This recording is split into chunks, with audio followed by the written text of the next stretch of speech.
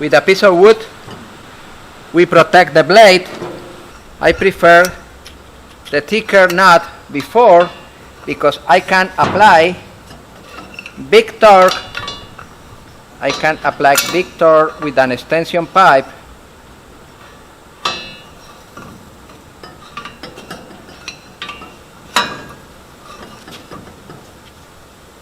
and you can apply a lot of torque over there. And after that you can introduce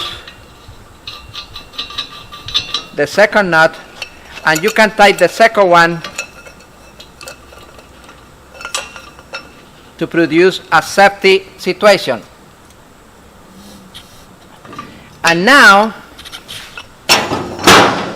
we are going to introduce the cotter pin.